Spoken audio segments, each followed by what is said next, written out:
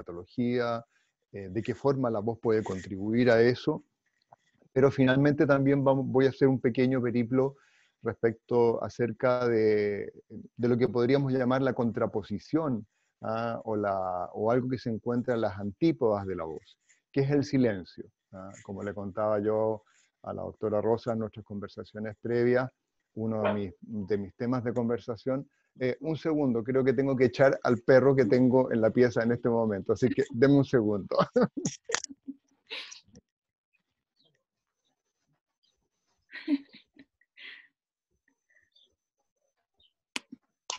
Hola chicos, chicas. Pensé que iba a estar tranquila mi perra Lucha, pero no, no. Escucho a alguien ladrar afuera, así que fue a acompañarlo.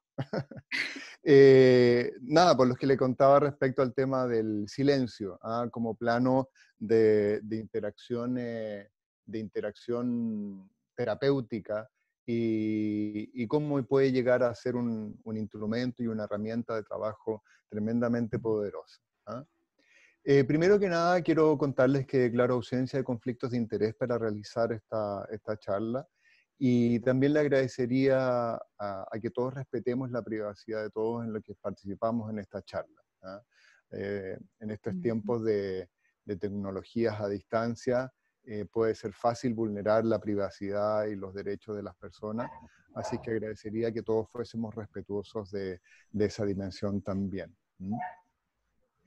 Como itinerario quiero contarles que la presentación va en cómo se está presentando aquí. Primero que nada, hablar algunas palabras introductorias, la noción de psicopatología en psiquiatría, para luego continuar describiendo el rol de la voz como una dimensión psicopatológica, para luego referirme a la voz, su fenomenología y su hermenéutica de una u otra forma, y luego especificar más bien en ciertos cuadros psicopatológicos clásicos y que son relevantes en psiquiatría, como es la depresión o los fenómenos por ansiedad, la misma psicosis, la conversión, para al final hacer este pequeño recorrido en la relación entre voz, silencio y la dimensión terapéutica que puede tener, para finalizar haciendo algunas pequeñas conclusiones al respecto. Como introducción quisiera reflexionar un par de minutos respecto al rol de lo dicho en psiquiatría. Lo dicho en psiquiatría parece ser bien importante. De una u otra forma tenemos incorporado iconográficamente la visión de este médico, ¿verdad? Ya sea con bata blanca o sin bata blanca, que está sentado al frente o en la noción clásica psicoanalítica detrás del paciente, analizando lo que el paciente dice, analizando lo que aquella persona que está buscando ayuda plantea a través de sus palabras. Entonces, muy poderosa la imagen de lo dicho en psiquiatría como sustrato casi indispensable para poder dar cuenta y poder acceder al mundo interno de la persona. Sin embargo, y yo creo que tal vez la psiquiatría ha sido bien avanzado harto en ese sentido, es describiendo acerca del rol de lo no dicho en psiquiatría. En forma creciente, a lo largo de todo el siglo XX, hemos ido desarrollando la capacidad de poder prestar atención al lenguaje paraverbal, a poder prestar atención a toda aquella forma de descripción de estados mentales que van más allá de lo que sale o de lo que es emitido a través de la voz. Y en ese sentido, también existe una suerte como de puente entre lo dicho y lo encarnado. Por así decirlo, puedo plantear de que lo no dicho es lo encarnado, es decir, aquello que se está expresado a través del cuerpo, a través de nociones no dichas, de cómo me muevo, de cómo gesticulo, de cómo miro, de cómo muevo la cabeza, de todo aquello que no está expresado a través del habla. Sin embargo, ¿ya? Y por aquí va aquello que vamos a abordar hoy día, entre lo dicho y lo encarnado existe un puente y existe evidencia. Es decir, aquello que digo, dependiendo de cómo lo digo, de cómo esté expresado, de una u otra forma también está expresado en el cuerpo del paciente, está expresado en la dimensión somática del paciente a través de un tono, de una prosodia, de un tono. Entonces todo eso es capaz de ser analizada. Y en ese sentido, ya tal vez aludiendo a una dimensión tal vez más espiritual que circunda la psiquiatría o las intervenciones en salud mental, en ese sentido la voz sí es una mirada, ¿ya? A poder acceder al alma de la persona, acceder a aquello que está en su mundo interno, aquello que, no, si bien no está dicho en palabras, sí está dicho a través de su voz. Y aquí, como marco referencial, me parece importante poder presentar esta diapositiva en la cual contextualizo que hablamos de psicopatología cuando hablamos de psicopatología en psiquiatría. Primero que nada, vemos ahí en un recuadro mayor la medicina como disciplina de intervención en salud como algo general, genérico, ¿ya? Y la medicina ocupa o se aboca o emplea la semiología como la disciplina dentro de la medicina que está encargada de poder recoger los síntomas y signos que permiten a un agente de salud poder acceder al estado de salud de una persona. ¿Ya? Esa es la semiología.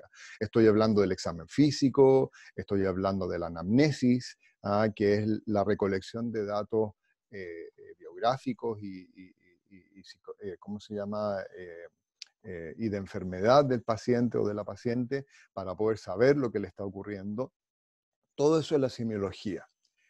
Sin embargo, en una dimensión más específica, en la especialidad propia de la psiquiatría, nosotros contamos con la psicopatología. La psicopatología es el análisis de aquellos fenómenos que salen de la psicología normal para situarse en la psicología anormal, es decir, aquello que por norma, por tradición, por lo que sea, no vamos a entrar en el tema de qué es lo que es normal y qué es lo que es anormal, pero que de una u otra forma identificamos como fuera de lo normal para ser determinado como algo patológico, ¿ya? Y eso es lo que nosotros llamamos la psicopatología, ¿ya?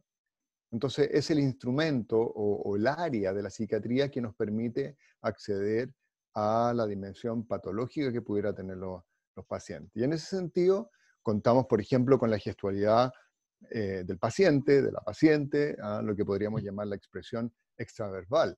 Pero también contamos con lo que está planteando la persona, lo que está expresando, ¿ya? La persona, por ejemplo, en la gestualidad, como vamos a ver en un par de minutos más, la persona puede presentar una postura física encorvada, con un tono muscular decaído, puede estar cabizbajo, y eso es una gestualidad depresiva.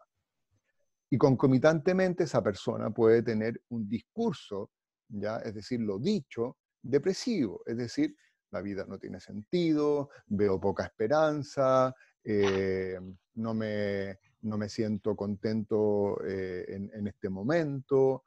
Ahí está esa voz. Y específicamente vamos a abocarnos a una dimensión particular el día de hoy, como es la voz y la forma como ella se puede presentar en distintos cuadros.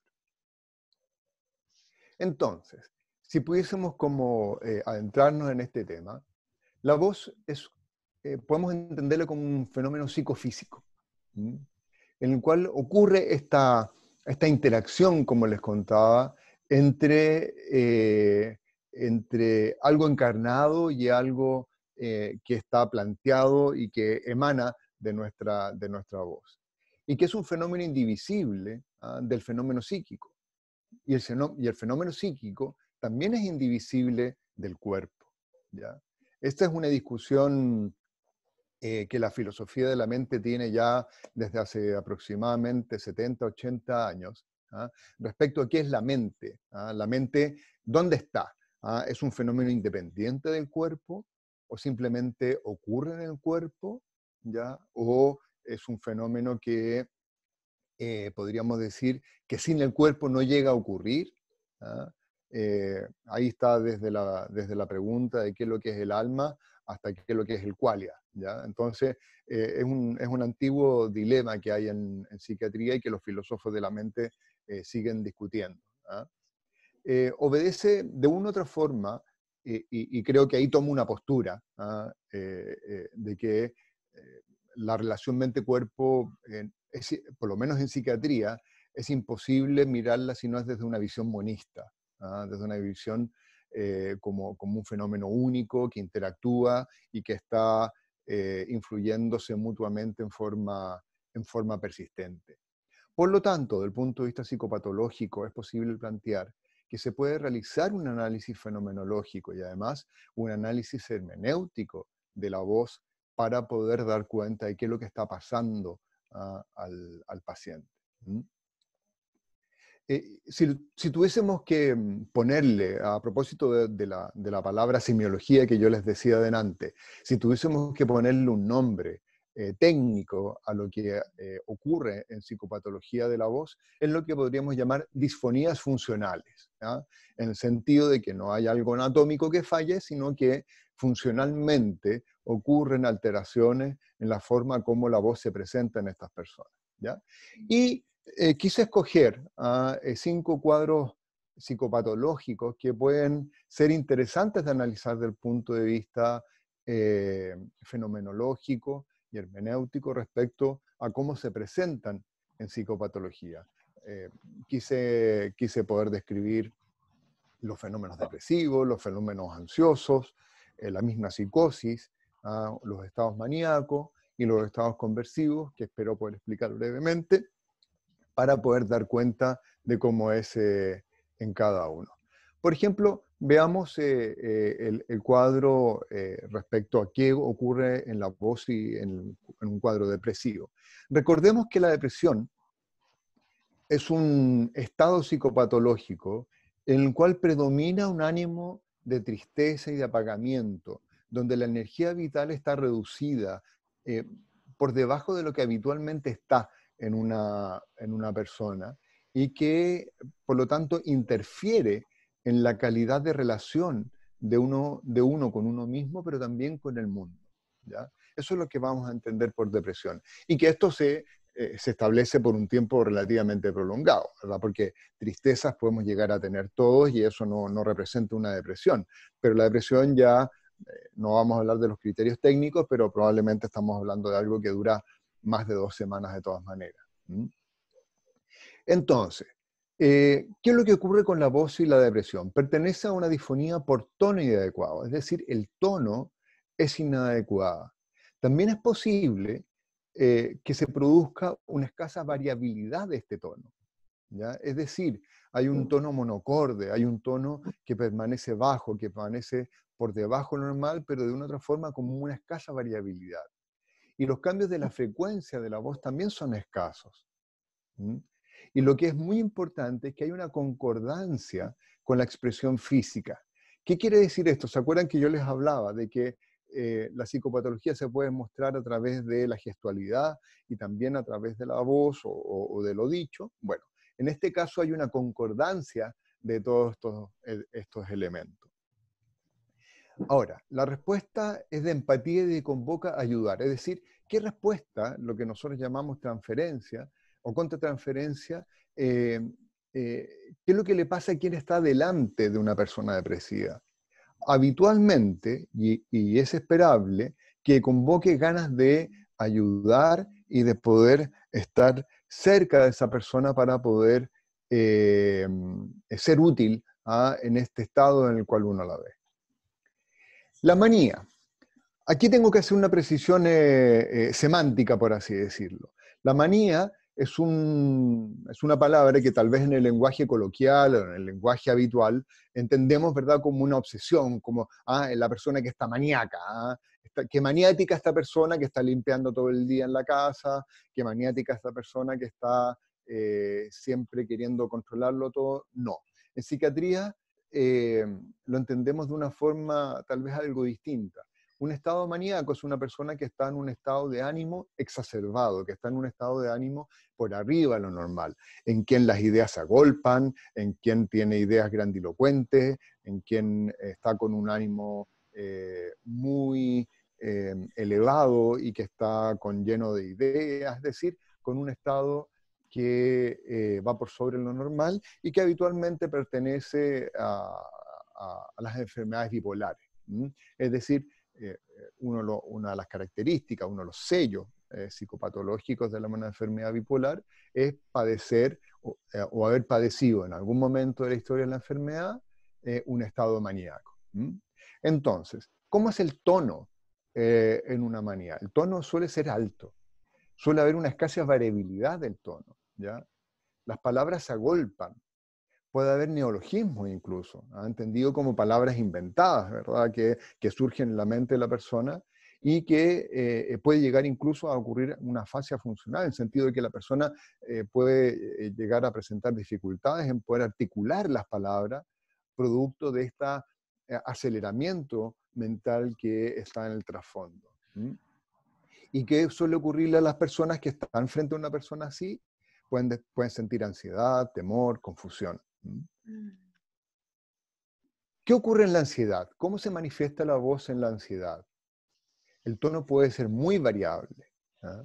La velocidad suele ser alta, la persona está ansiosa. ¿Ah? La persona puede llegar a tener un entrecortamiento del discurso. También suele haber una concordancia afectiva, en el sentido de que hay miedo, preocupación, tensión, ¿ya? Y eso el cuerpo lo refiere y la voz es concordante con eso. ¿Ah? Por ejemplo, es muy habitual que se alternen con suspiros. Y quien está al frente puede sentir preocupación, ¿ah?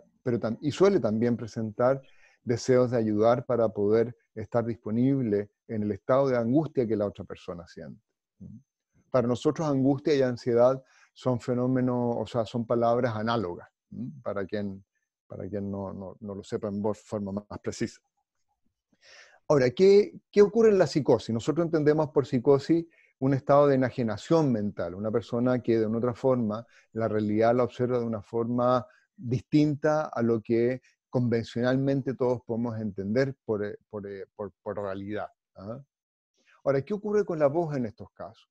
El tono puede ser muy variable también, puede variar de algo muy bajo a algo muy alto, puede ser monocorde, depende de muchos elementos, pero suele ser muy variable. ¿Ah? Es muy habitual que suele haber neologismos, ¿ah? Incluso fonéticos. ¿Ah? Las personas pueden llegar a desarrollar la creencia de que están articulando un significado con algo, pero no es más a través que de un gesto, de un ladrido, de un gruñido, ¿ah?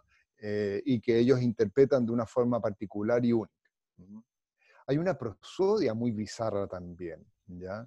Suele haber como una forma del lenguaje que muchas veces es muy difícil de entender y que no suele calzar con los estereotipos culturales, lingüísticos habituales. También es posible que haya una concordancia, pero también una discordancia afectiva. ¿Ah? También es habitual eso, en el sentido de que la persona, una persona con psicosis también puede verse muy angustiada por los contenidos mentales que está teniendo, y en ese caso hay concordancia. Pero también puede estar hablándote de que los extraterrestres van a aterrizar mañana en el patio, ¿ya? Y te lo cuentan como que fueron a comer a su casa, ¿ya? ¿Y qué suele ocurrir con quien uno está al frente de todo esto? Suele despertar inquietud, miedos, deseo de ayudar, tensión, muchas reacciones muy variables que obviamente son en respuesta concordante con lo que siente esta persona. La conversión, y tal vez también aquí puede ser necesario hacer una precisión psicopatológica, la conversión en psiquiatría es un estado en el cual se convierte un síntoma psicológico en un síntoma físico, ¿ya? Habitualmente de carácter neurológico. Por ejemplo, les voy a dar un ejemplo, ¿verdad? Una conversión, ¿verdad? Que me tocó ver décadas atrás cuando era residente de psiquiatría, a una mujer que se le durmió el brazo derecho, una madre, ¿ya? Y resulta que no podía moverlo y estaba paralizado. Sin embargo, neurológicamente no había ningún elemento que describiera la posibilidad de que eso estuviese ocurriendo, no había ningún daño cerebral ni nada por el estilo. Y en la historia clínica de la paciente surge el momento en el cual su hijo pequeño estaba, ella se despertó una siesta y encontró las paredes embetunadas de caca, de heces, que el mismo chico, ¿verdad?, había tomado su pañal y que había embetunado todo. Y ella le dio una rabia gigantesca y le dieron muchas ganas de golpearlo, pero no lo hizo, ¿ya? Y ahí se convirtió las ganas de golpear al hijo en la parálisis de su brazo derecho. Es decir, ella resolvió, entre comillas, el conflicto de las ganas de golpear, pero no hacerlo, a través de la parálisis del brazo con el cual hubiese pegado a su hijo. ¿Se entiende? Eso es una conversión, por así decirlo. Entonces, ¿qué ocurre en alguien que puede estar en un estado conversivo? Puede tener una voz tensa, poco fluida, irregular, un tono alto o incluso disonante, ¿ya? También puede ocurrir que tenga un inicio y un término brusco de los contenidos de la voz. También suele ocurrir, desde el punto de vista clínico, que existen antecedentes de cuadros previos de características similares, ¿ya?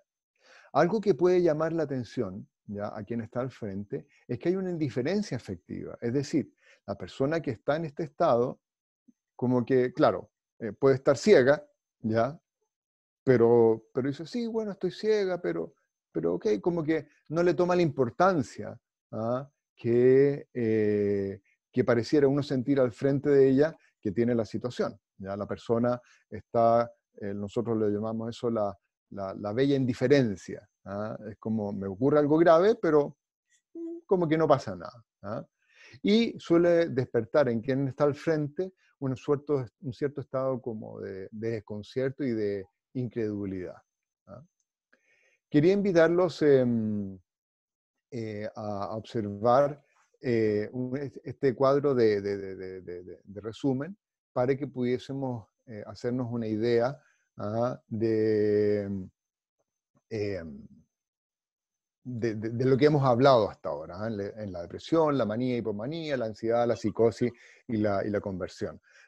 Ahí, como vemos en el primer cuadro, tenemos ciertos elementos de resumen, en la depresión, la manía, pero también vemos el tema de la concordancia afectiva en la segunda fila, y vemos cómo en la conversión es discordante, y en los otros cuadros puede llegar a ser concordante, o en el caso de la psicosis concordante, pero también discordante, y también podemos tener ahí elementos de la contratransferencia, que es esto que yo les decía, es decir, la respuesta en el entrevistador, la respuesta de quien está al frente de una persona que presenta estos cuadros.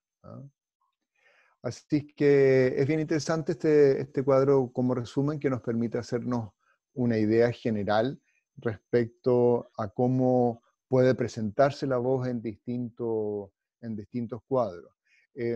Tal vez para complementar, conversamos con la doctora Rosas antes de comenzar esta exposición respecto a lo que ocurre, por ejemplo, en situaciones delictuales, por ejemplo, como por ejemplo, hay algo que nosotros llamamos la psicopatía, que es una actitud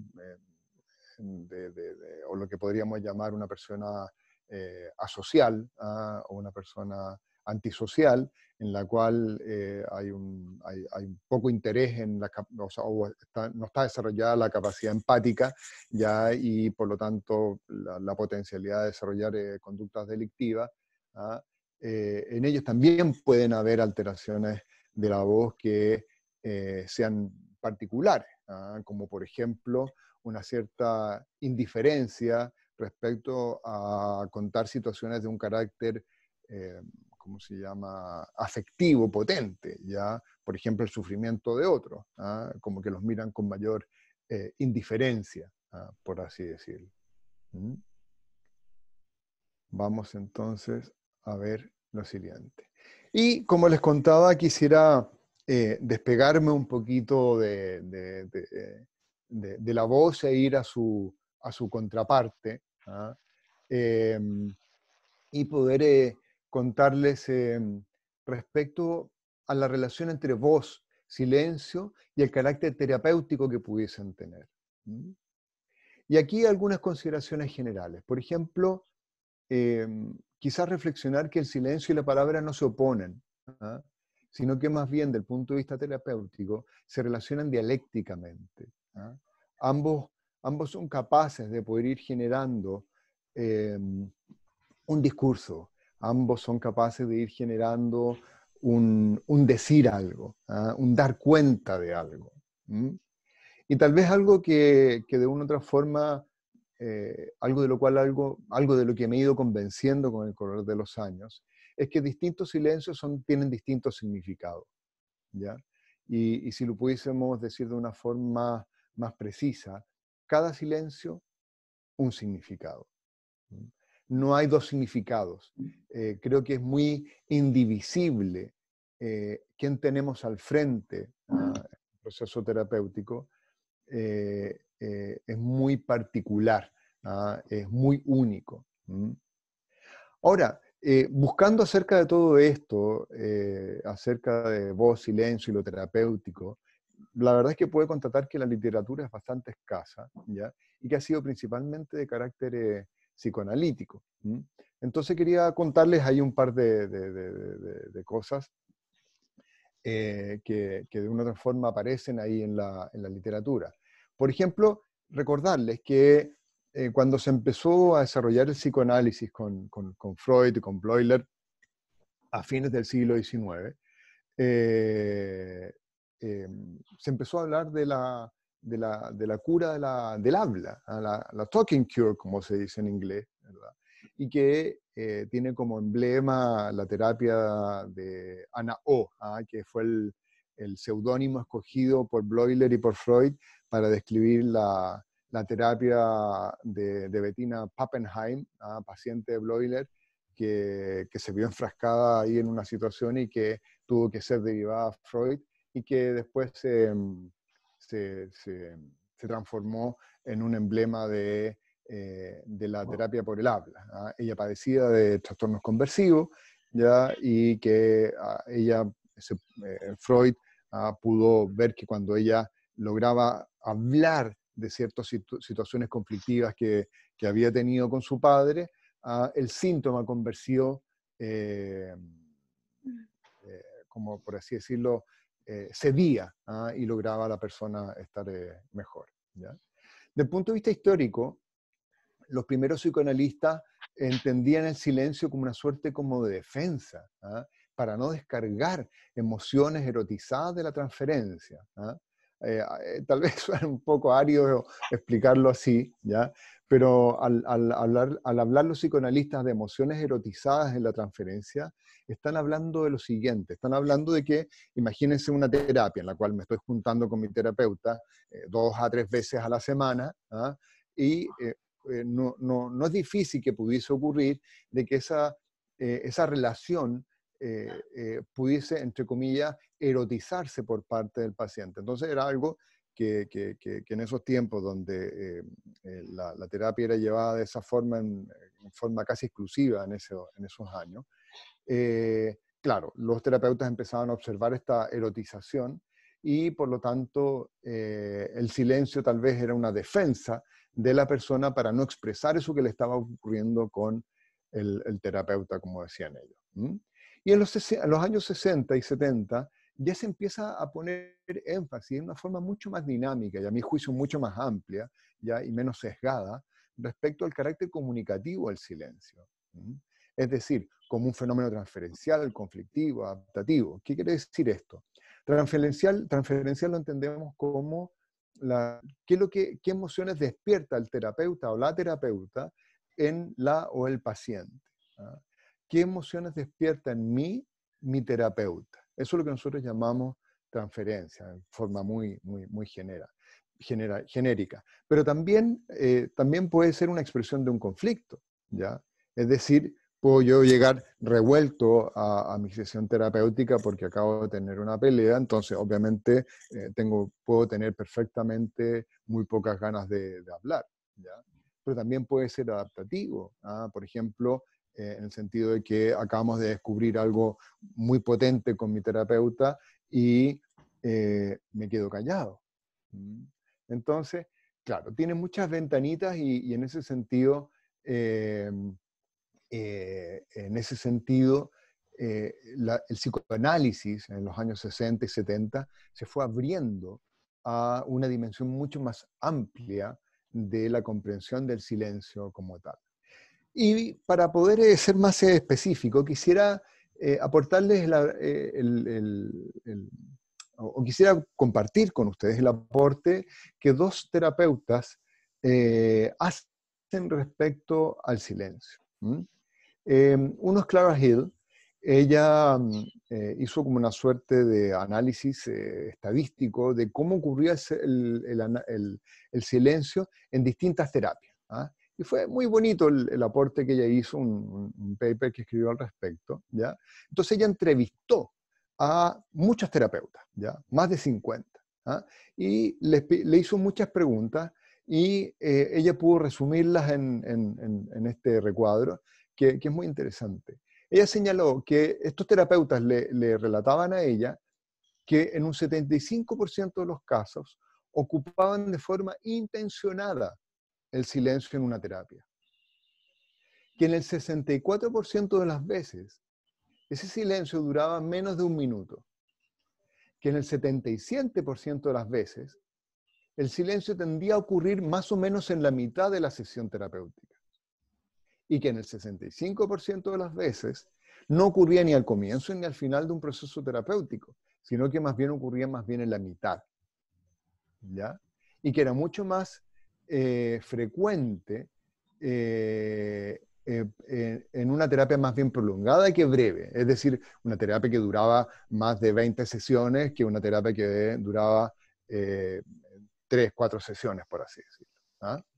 Pero algo muy interesante es que todos estos terapeutas, o un 68% de los terapeutas, no logra explicar por qué intencionó el silencio, ¿ya? Es decir, ni el propio terapeuta era capaz de poder dar cuenta de por qué llegó a intencionar, es decir, a escoger guardar silencio el terapeuta en ese momento.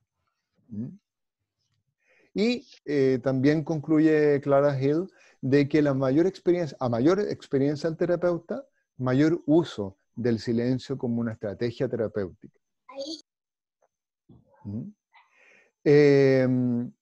Otros elementos que describe Clara Hill en este terapeuta, o sea, en silencio en los terapeutas, es que les pregunta también, bueno, ¿qué hacen los terapeutas experimentados? ¿Qué hacen los terapeutas que llevan mucho tiempo trabajando? ¿Ah?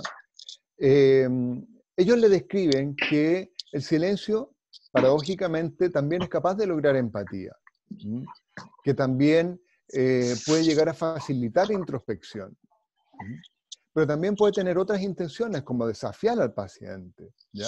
Es decir, si yo guardo silencio, puedo convocar o facilitar que el paciente logre poder determinar cómo se llama, se conecte con algo. Espérame un poco. Hay alguien que tiene abierto su micrófono que puede estar un poquito... A ver. Ay, pero no sería.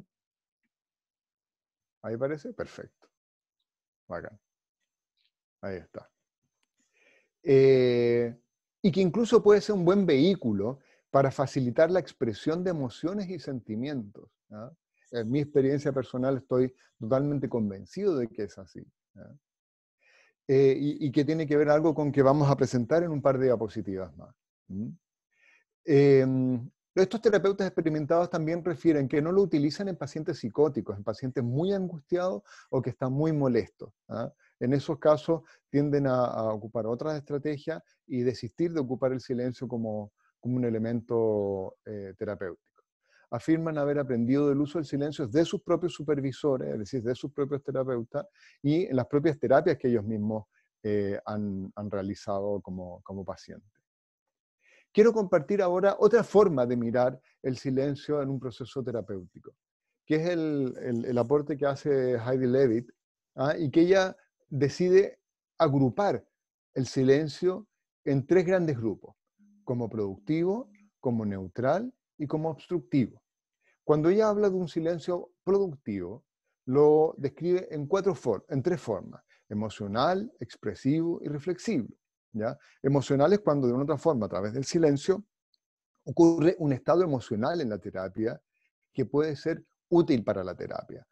Como por ejemplo cuando se describe o cuando se identifica una verdad psicológica, se genera un estado emocional en el cual puede ser muy valioso poder guardar silencio, ¿ya?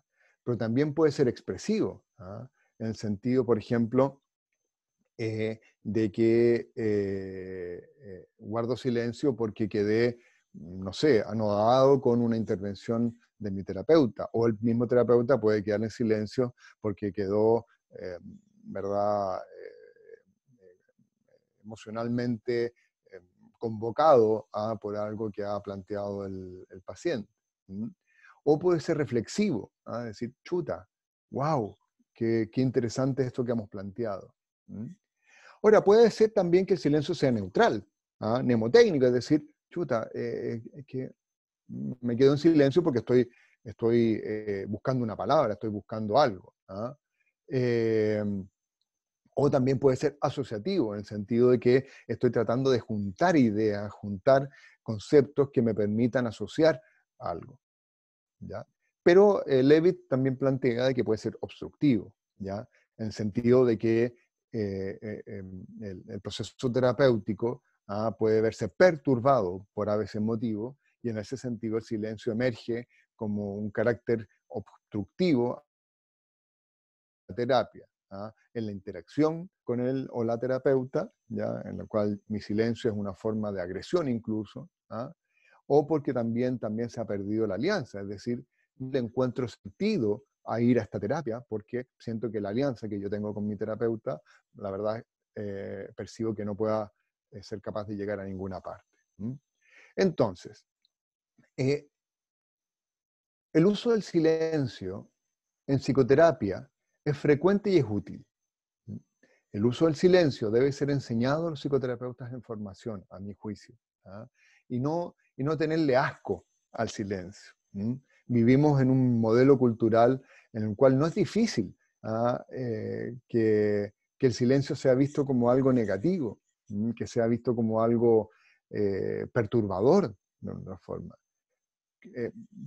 Tal vez a ustedes les ha ocurrido en esto de las plataformas digitales en las cuales nos estamos desplegando en estos tiempos, tal vez se pueden haber encontrado más de una oportunidad de que nos pillamos hablando y hablando y hablando, porque nos perturba estar uno en silencio o encontrar a nuestra contraparte en silencio. Es algo muy, muy, muy frecuente de encontrar. Y en ese sentido, la responsabilidad del terapeuta o la terapeuta no solo radica en ayudar a entender lo que se dice, sino que también lo que no se dice. Y yo creo que esto podemos plantear de que va más allá incluso de lo terapéutico. En ese sentido, lo que nos puede pasar a nosotros como personas en nuestras interacciones cotidianas, ¿ya? Es que también podemos ser capaces de prestar atención de una forma más empática en entender lo que se dice, pero también hacer un esfuerzo por entender lo que no se dice, lo que yo no digo o lo que no me es dicho. En ese sentido, quisiera plantear que se puede decir que el silencio es una habilidad del terapeuta, ¿ya? Es algo que podemos ir adquiriendo en forma progresiva.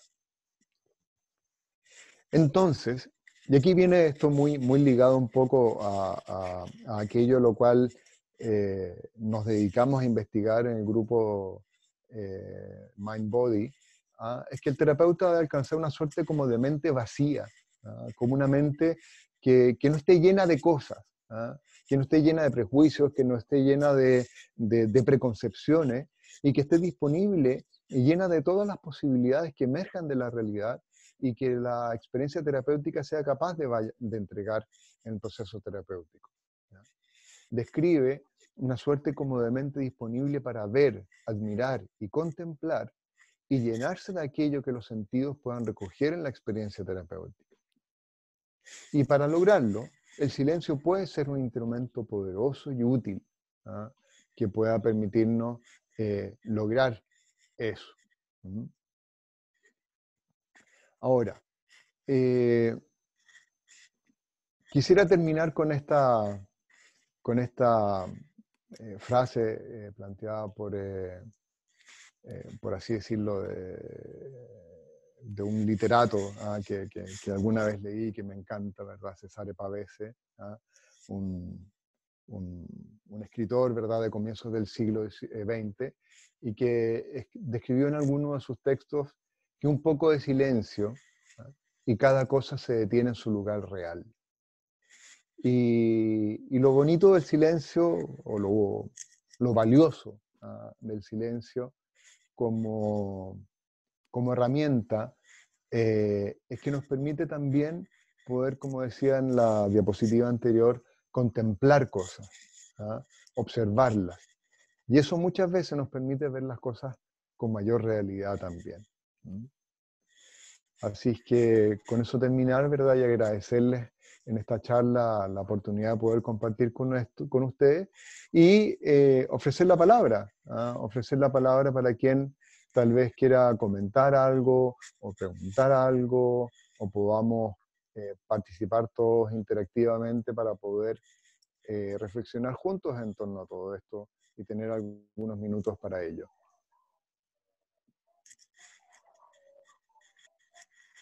Hola, ¿se escucha? Sí. Sí, yo escucho perfecto. Ya. Quería saber cómo podría aplicar una comunicación empática. Ajá, ¿Cómo se perfecto, podría aplicar en la vida cotidiana, en realidad? perfecto. ¿Quién habla? Camila Bravo. Camila Bravo. Hola, Camila. Hola. Gracias por la pregunta.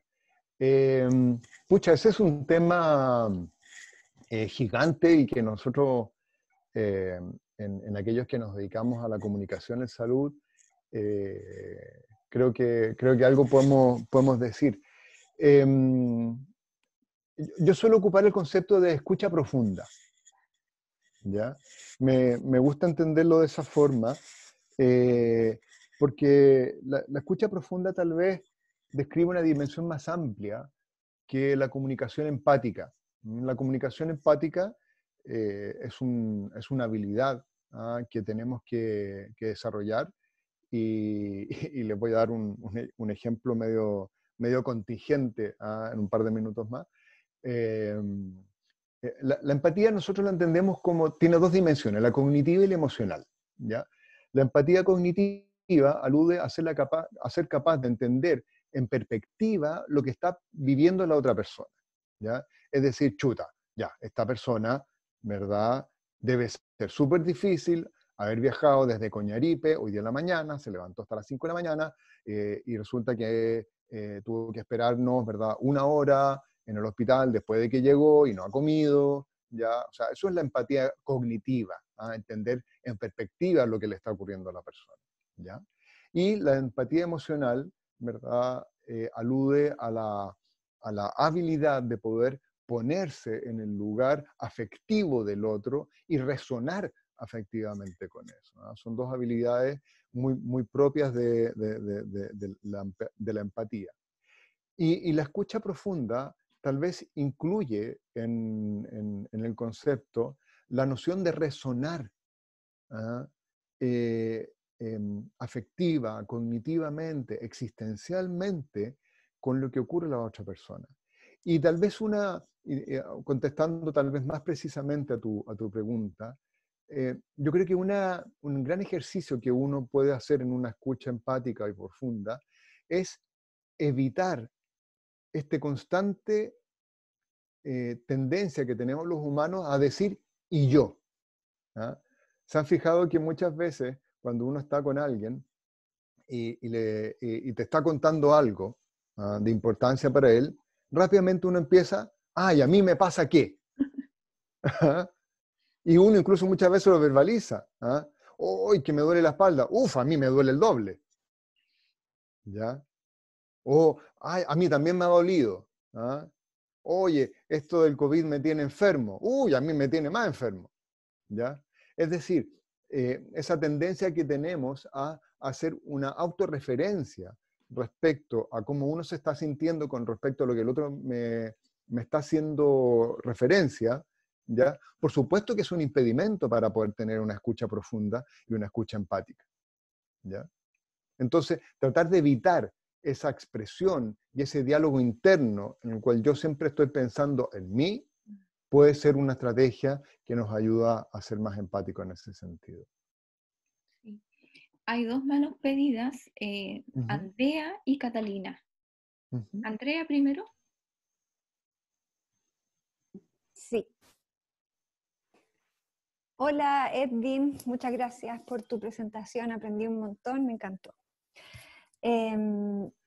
Fui tu paciente, así que conozco cómo trabajas el silencio en la consulta. Bueno, y en ese respecto quería preguntarte que, bueno, la mayoría de las personas acá somos profesoras y quería saber cuál crees que es el rol que debemos darle al silencio en el aula, que está relacionado con esto de que el silencio puede ser cómodo o incómodo. Eso, o sea, en resumen, ¿qué rol le deberíamos dar al silencio en el aula? Gracias por la pregunta, Andrea, gusto verte. A ver, tal vez puedo tener algo de sesgo al contestar esta pregunta. ¿Por qué lo digo? Porque mi rol como académico y docente tiene que ver con ayudar a formar en proceso psicoterapéutico a los residentes de psiquiatría. ¿Ya? Por lo tanto, por supuesto que el silencio es algo que empleamos y es algo a lo cual recurrimos. ¿Ya? Entonces, claro, puedo hablar desde el sesgo. Pero mientras te escuchaba, yo planteaba de que igual puede haber dificultades a las cuales pienso, ya y lo digo solamente de un modo absolutamente teórico, que pueden llegar a ser difíciles de abordar en un aula. ¿Ya? ¿Por qué? Porque imaginemos a jóvenes de 18, 19, 20, 21, 22 años, ¿ya? En un aula, y que de pronto, por ejemplo, sin mediar una explicación o sin mediar un contexto, ¿ya? Un docente ocupa el silencio, puede no entender nada de qué estamos hablando, ¿ya? Pueden no entender nada cuál es el significado de ese silencio, ¿ya? Entonces me parece que si bien puede ser una herramienta súper útil, necesita ser contextualizado, ¿m? Necesita ser explicado, ¿ya? De cuál puede ser el sentido. Porque, por ejemplo, guardar silencio, claro, mientras estamos haciendo una prueba, guardamos silencio. Y es obvio, ¿ya? Y todos lo entendemos como tal. ¿M? Pero muy distinto es que ocupemos el silencio para invitar a hacer una reflexión. ¿M? Entonces, plantearlo como tal y abrirlo y describirlo, ¿ya? Chicos, mira, les propongo que los siguientes 5 minutos, los siguientes 3 minutos, guardemos silencio para lograr tal y tal cosa. ¿Mm? Tal vez esa especificación puede ser valiosa para que se entienda el sentido de por qué lo estoy planteando de este modo.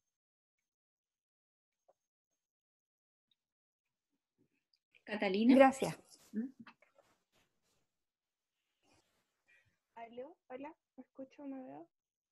Sí, poquito, pero se escucha A ver, bajo el ¿puedo volumen. Ahí está acercarme al perfecto. micrófono. Ahí está Ya, perfecto. hola, buenos días. Mi nombre es Catalina González. Soy estudiante de medicina de segundo año y también estuve en psicología un tiempito. Quería agradecerle primero que nada y felicitarlo por su charla. Encontré muy interesante, muy bonita. Aprendí muchas cosas. No sé muy bien cómo hilar esta idea, pero quería preguntarle acerca del silencio a modo individual. Eh, Tengo 21 años y he sido paciente de salud mental por 10 años. Y he estado lidiando con esto y al día de hoy he estado preguntándome algo que he visto en las charlas que se han hecho de salud mental de la universidad acerca del mindfulness, acerca del prestar atención plena y acerca de cómo el silencio es una herramienta extremadamente necesaria para poder prestar esa atención plena.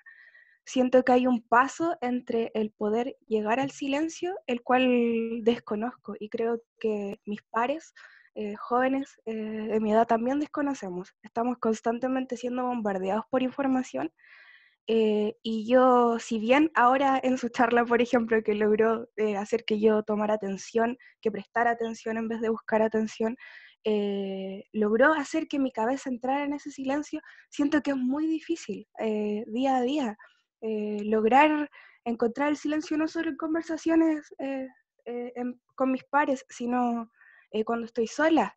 Me cuesta mucho llegar a ello. Entonces, no sé, quizás la práctica del mindfulness, que aún no la empiezo a conocer, pero me gustaría saber qué consejos puede darnos usted y qué pueda hacer yo llegar a mis pares también para hacer que se calme un poco esta ansiedad colectiva que nos está produciendo la crisis. Eso, muchas gracias. Mm, mm. Muchas gracias, Catalina, por tus palabras y por el planteamiento del tema, la exposición de escribir esto. Me recordaste una frase que está atribuida al Buda. Eh, Él decía que teníamos una mente de mono, aludiendo a que nuestra mente tiende, al igual que un mono, de saltar de un lado a otro, saltar de un árbol a otro, de una rama a otra, sin poder mantenerse quieta. Claro, era una observación etológica que él hacía, y que siento que describe tan perfectamente la tendencia de nuestra mente humana a viajar al pasado, a viajar al futuro, a viajar a lo que creo, a lo que pienso, a lo que deseo, sin ser capaces de poder mantenernos en un estado único y de atención total de lo que está ocurriendo en el momento presente. Y tal vez lo visionario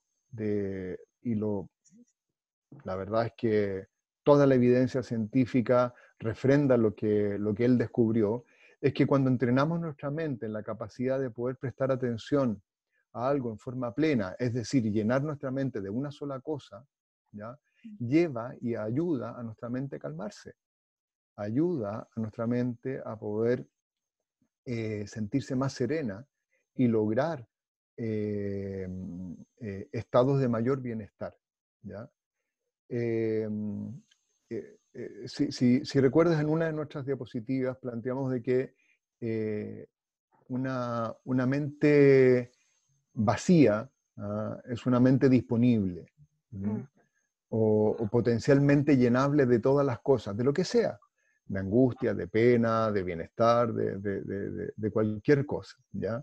Entonces, por supuesto que si logramos estados, microestados, ¿ya? Porque, claro, tal vez muchas veces, por ejemplo, a propósito de lo que tú planteas del mindfulness, claro, como que tenemos la visión, ¿cómo se llama? Iconográfica, ¿verdad? O prototípica, de que hay que estar sentado meditando en un cojín permanentemente o varias horas al día. Mentira, no se trata de eso. Se trata de simplemente poder avanzar en microestados en los cuales yo presto atención en forma plena, cuando me lavo los dientes, cuando como, cuando me visto, cuando viajo en transporte público, cuando camino, prestar atención cómo cae una hoja de este árbol en el otoño. Esas habilidades, eso ya es mindfulness, eso ya es prestar atención en forma plena. ¿Ya? Y eso yo creo que todos lo podemos ir practicando, y eso va generando un estado mental de mayor atención, y eso neurobiológicamente tiende, o sea, está demostrado que se asocia a mayores niveles de bienestar. Bueno, muchísimas gracias, doctor. Andrea Por la Wagner respuesta. también está levantando su manito. Andrea Wagner. Va la pregunta. Hola, Pilo. Hola, Andrea. Quiero hacerte una pregunta bien específica porque creo que sería súper útil para la comprensión de lo que presentaste, y de la última pregunta también.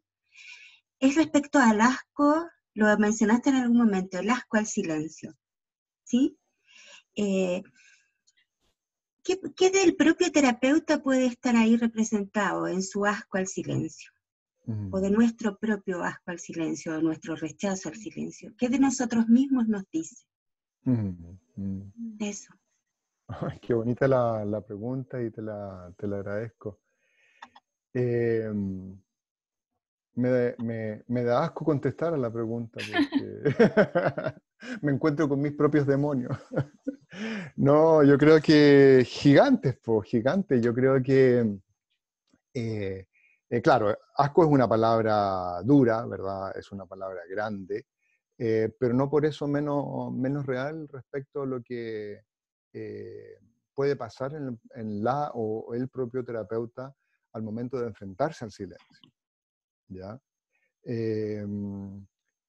¿Qué quiero decir con eso? Les explicaba antes que está el concepto de contratransferencia. ¿Ya? La contratransferencia son los sentimientos que el paciente o la paciente puede despertar en el propio terapeuta. ¿Ya? Mayores niveles de conciencia de lo que a uno le ocurre, con quien uno tiene al frente, por supuesto que son tremendamente potentes para poder ir limpiando un proceso terapéutico y que no esté interferido por ese elemento contratransferencial. ¿Ya? Entonces, si por algún motivo yo guardo silencio, ¿ya? Llegamos a guardar silencio en un proceso terapéutico, ¿ya? Yo, como terapeuta, me puedo ver enfrentado a mis dimensiones internas, y eso me puede generar mucha ansiedad. ¿Ya? Es decir, no hay nada distinto en el terapeuta y en el paciente. ¿Ya? Ambos somos de carne y hueso. Ambos tenemos los mismos demonios, los mismos fantasmas, las mismas dificultades, las mismas zozobras, y por lo tanto poder llegar a conectarnos. El silencio, ¿cómo explicarlo? El silencio puede ser como una ventanita que nos obliga a mirar para afuera o nos obliga a mirar para adentro, a ver qué hay dentro de una habitación. La habitación mental, la habitación de la propia existencia, y que puede ser bastante poco agradable de ver.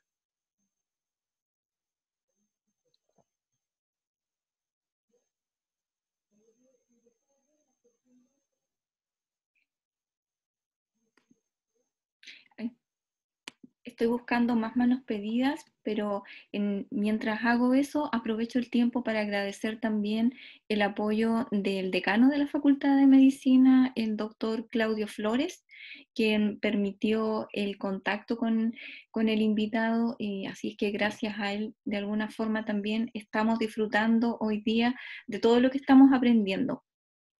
Y yo vuelvo a quedar en silencio y espero que la persona que levantó la mano haga su pregunta. No. Es Camila Bravo. ¿O no? Bueno, Sí. pasa que en el tema de la comunicación, o sea, se entiende que hay que respetar los silencios de las personas exteriores a ti, porque hay que respetar su proceso como mental y todos los pensamientos que tienen, por ende como que siento que no hay que presionar a que hablen. Sin embargo, ¿cómo se puede romper el silencio para que la comunicación se siga efectuando sin ser invasivo con esas personas? Como sin interrumpirlo en su silencio, porque igual nunca sé qué clase de silencio está experimentando la persona con la que estoy conversando. No sé si se entiende.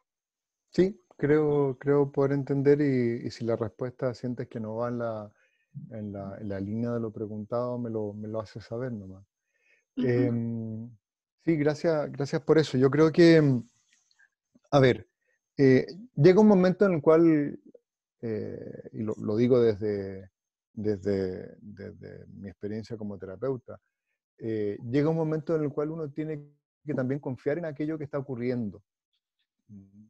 Y que uno tiene que confiar que aquello que se está dando en la interacción terapéutica es de verdad, ¿ya? Y que tiene que ver con el tono afectivo y con el conocimiento que uno va teniendo de quien tiene al frente. Es decir, uno va desarrollando la habilidad de entender los gestos y las formas expresivas que tiene la persona que está al frente de uno, ¿ya?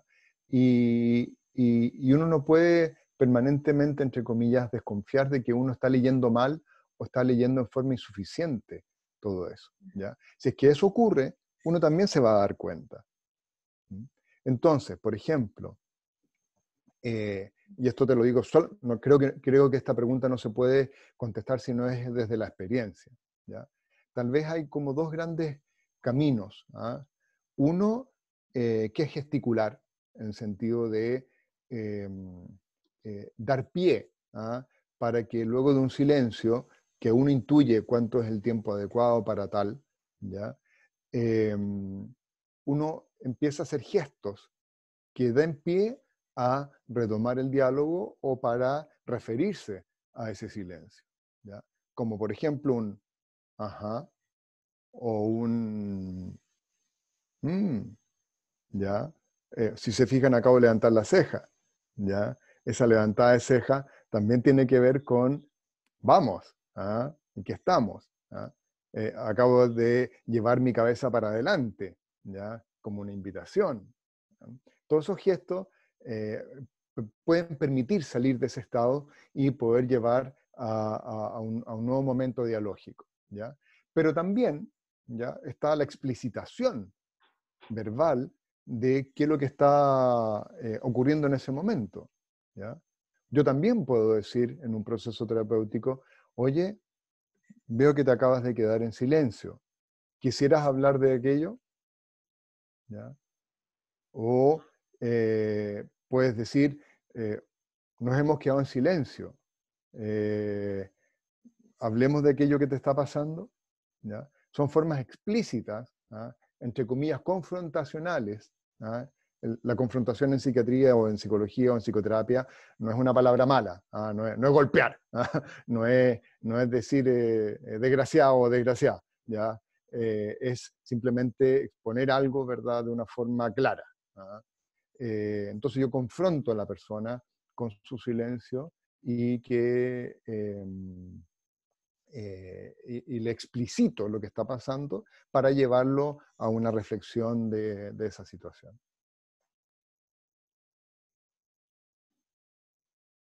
Eso era. Gracias.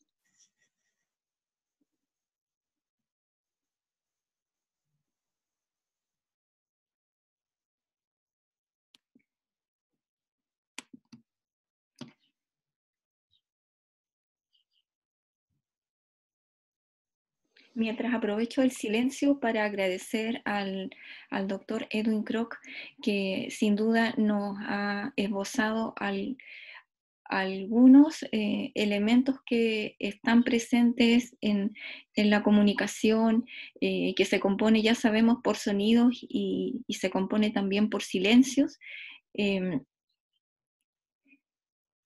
Es absolutamente motivador poder comprender esta dimensión que él ha señalado como un poco más espiritual.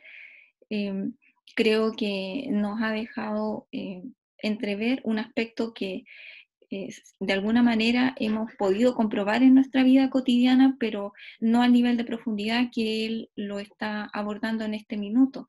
Particularmente a mí me suscita muchas preguntas que voy a tener que trabajar después, pero también todo lo que él ha señalado puede ser visto desde un tercero. A mí me pareció muy sugestiva la declaración que él hacía de evaluar el fenómeno de la voz y del silencio, no solamente como un signo o como un síntoma, diríamos, del locutor, sino y de una respuesta frente a ese signo que proporciona el receptor, sino que también visto desde una perspectiva de un tercero que observa de manera integral todo ese escenario y saca una conclusión y puede hacer una clasificación, que es la que él nos presentaba allí. Bueno, es un punto, pero hay muchas cosas y muchas ideas un poco desordenadas que van surgiendo como la lluvia de ideas, porque es un tema tremendamente sugestivo y muy motivador. Bueno, yo no quiero utilizar todo el tiempo, así es que, por favor, si hay alguien que tiene alguna pregunta, levante su manito para poder darle la palabra.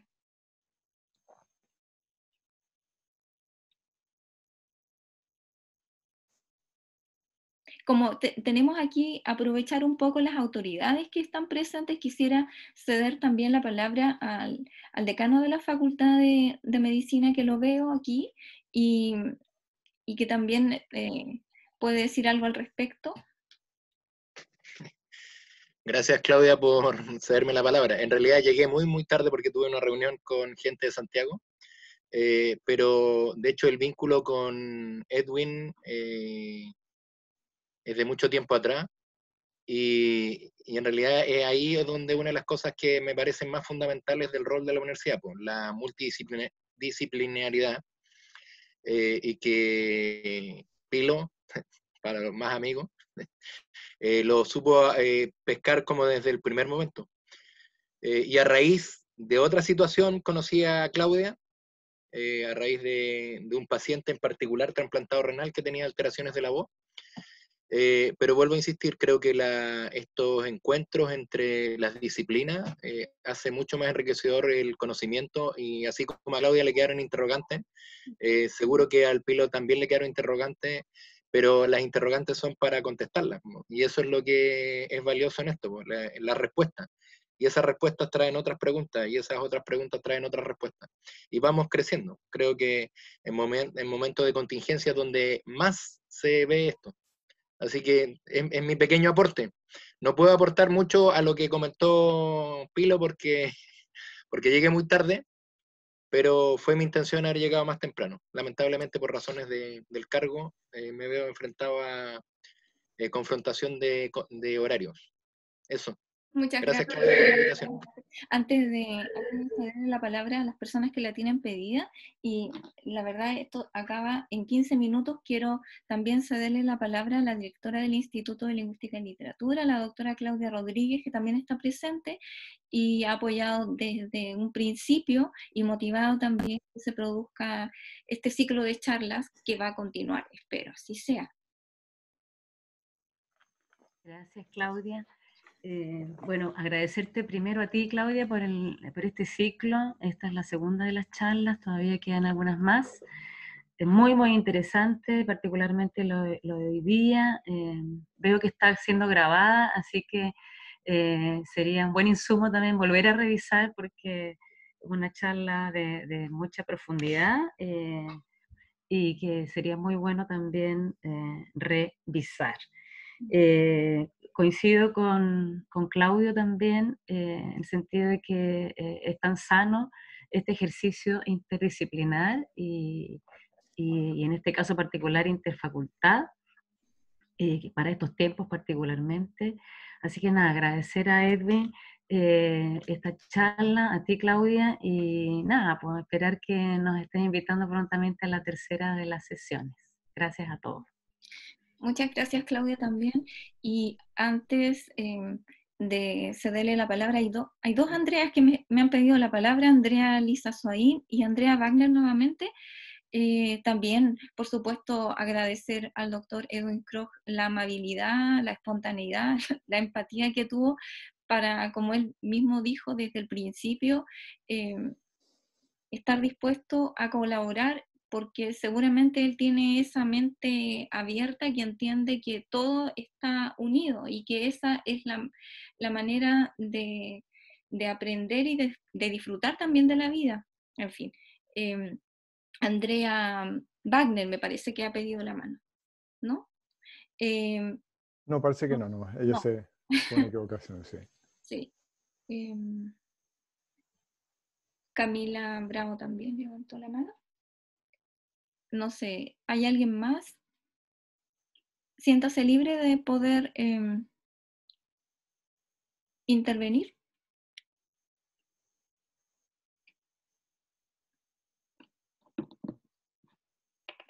Vamos, parece. ¿Parece? Sí. Bien. Bueno, quisiera terminar, ¿cómo se llama? Agradeciendo nuevamente a Claudia por la invitación. Creo que tengo que destacar el profesionalismo con la cual ella ha llevado todo este proceso, ¿ah?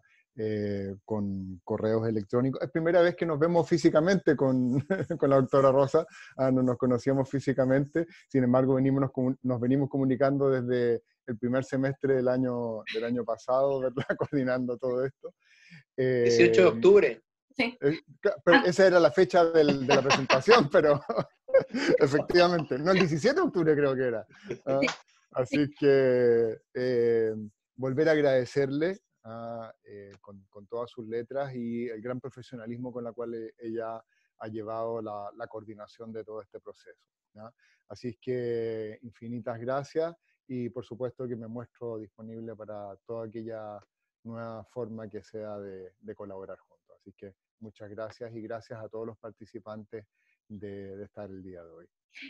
Muchas gracias, y voy a destacar aquí un chat que llegó de Andrea Wagner y que dice, parece, después de ese silencio que hubo, el silencio parece que nos conquistó, dice, y la verdad parece que sí. Todos quedamos como muy reflexivos. Generalmente estamos acostumbrados a hablar y sentimos que si no hablamos parece que nos sentimos disminuidos frente al resto, pero es agradable a veces escuchar también. Así es que muchísimas gracias a todos, pero en especial al invitado que, así como él se ha presentado tan transparente, tan espontáneo, así también escribe, así que es una persona seguramente muy, muy consistente, muy coherente con todo lo que dice. Así que muchísimas, pero muchísimas gracias a todos. Que estén muy bien. Muchas gracias. Adiós.